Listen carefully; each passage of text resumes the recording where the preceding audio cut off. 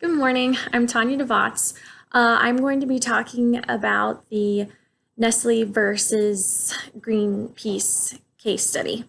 To give some background on this, there's been a heightened awareness around environmentally friendly products and businesses, and Greenpeace is one of those companies that stresses environmentally friendly products. They had started an ad campaign because they had found out that Nestle was using palm oil, and the company that they were using was destroying rainforests.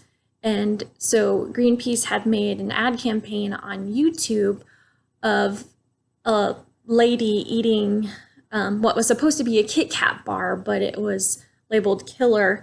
And when she took a bite, it was an orangutan finger, just to stress the fact that they were destroying their homes in the rainforest.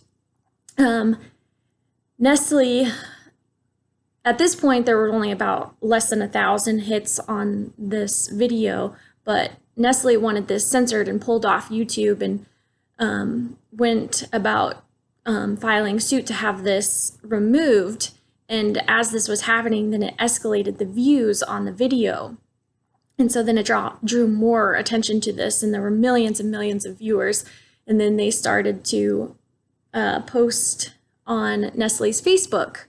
And so then Nestle became combative and defensive, and instead of, approaching the situation, they were just firing back and forth with the people posting on their Facebook page.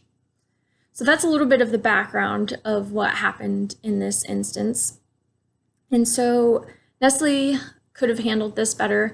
And what should have happened is that because there were less than 1,000 views on this, the censorship escalated the situation. So they should have avoided the censorship.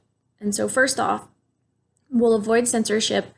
And then from there, we will escalate, research into it, putting social media teams out there.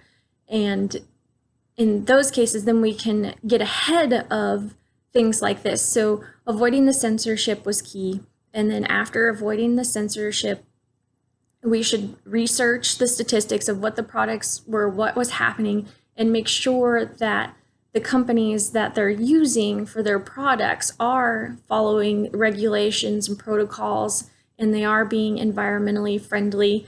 Those would be some of the first steps that they need to do. Putting in a social media team to monitor, on a regular basis, the feeds and stuff that people are posting. And then from there, what's worth addressing, what needs to be addressed.